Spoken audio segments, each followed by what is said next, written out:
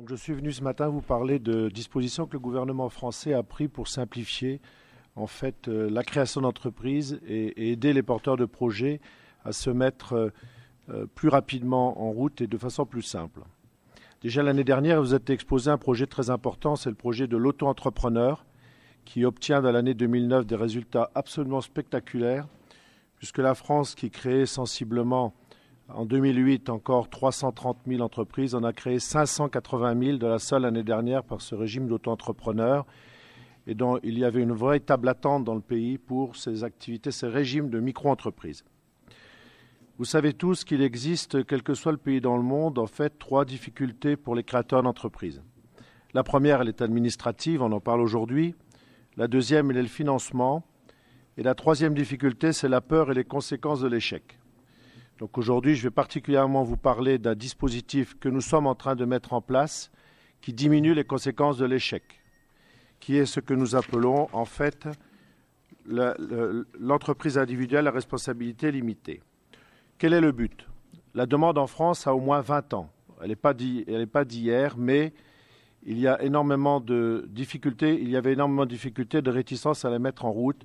Il s'agit de la protection du patrimoine de celui qui va créer son entreprise et qui exerce son entreprise. Donc ce dispositif est actuellement à l'étude. Il a été voté par l'Assemblée nationale en France. Il est actuellement en discussion au Sénat, mais pourrait être accepté au mois de mai, sous les formes que je vais vous présenter. Donc, ce but est de faire en sorte que la crainte de créer puisse être diminuée en tout ou partie.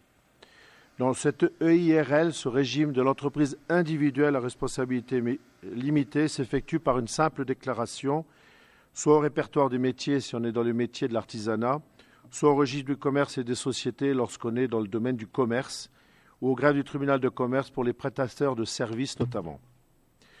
Le dispositif s'adresse à tous les entrepreneurs individuels et micro-entrepreneurs, qu'ils soient commerçants, artisans, exploitants agricoles ou professions libérales.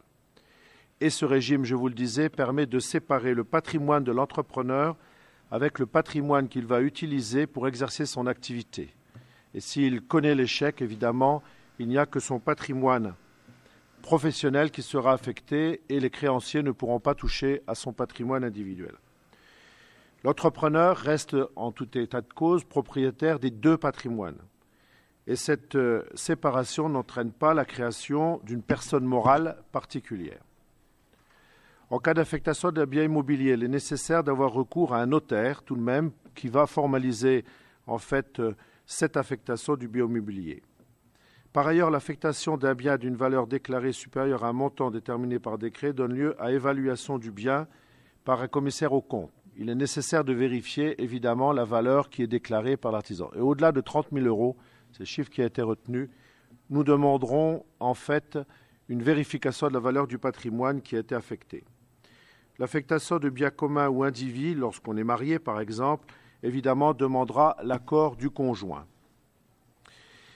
Comptabilité de cette EIRL. L'activité professionnelle à laquelle le patrimoine est affecté fait l'objet d'une comptabilité autonome. Donc en fait, sans être déclarée entreprise, il y a malgré tout une comptabilité autonome de l'activité, séparée évidemment de la comptabilité propre à la personne physique entrepreneur. Les entrepreneurs relevant du régime fiscal de la micro-entreprise, ça fait partie des dispositifs que la France a utilisés depuis 5 ans et qui donnent un très très grand succès pour développer l'esprit entrepreneurial. Il y a 5 ans, je me rappelle que les chiffres de création en France étaient de 180 000 entreprises par an. Et ces chiffres sont passés, je vous l'ai dit, à 580 000 en 5 années seulement, pour vous dire à quel point tout ce système a été simplifié et libéré. Les entrepreneurs sont tenus chaque année de déposer leur compte annuel au lieu dépôt de la déclaration initiale qu'ils ont fait, que je vous ai dit tout à l'heure. Lorsqu'il y a renonciation du déclarant à l'affectation du patrimoine attribué, il faut évidemment faire une déclaration de cet arrêt, en fait, de la renonciation à ce patrimoine. Il est possible de transmettre le patrimoine affecté par reprise de la déclaration d'affectation dans le cas d'une succession, d'une donation ou d'une cession à titre onéreux. Le patrimoine non affecté est évidemment le gage des créanciers personnels de l'entreprise. Le patrimoine affecté est le gage des seuls créanciers professionnels de l'entrepreneur.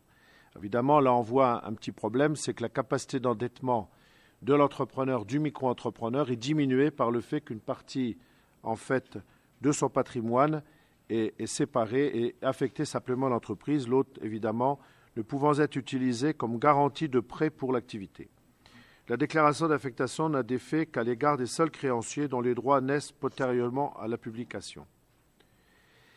Lorsque le régime fiscal de l'EIRL, lorsqu'il ne révèle pas d'un régime micro-forfaitaire d'imposition, le régime fiscal de l'EIRL reprend en tout point celui des autres entreprises EURL ou EARL pour les exploitations agricoles. Le régime de l'impôt sur le revenu s'applique, mais l'entrepreneur peut opter pour le régime fiscal des sociétés de capitaux. Donc, soit il choisit d'avoir son système fiscal sur l'impôt sur le revenu, soit sur l'impôt des sociétés. Et bénéficier du taux d'imposition très favorable de 15% pour les microactivités jusqu'à 38 120 € de chiffre d'affaires et 33,33% au-delà. Si l'entrepreneur est assujetti à l'impôt sur le revenu, les cotisations sociales sont dues sur la totalité de ses revenus professionnels comme tous les Français. Si l'entrepreneur est assujetti à l'impôt société, les cotisations sociales sont dues sur la rémunération de l'entrepreneur.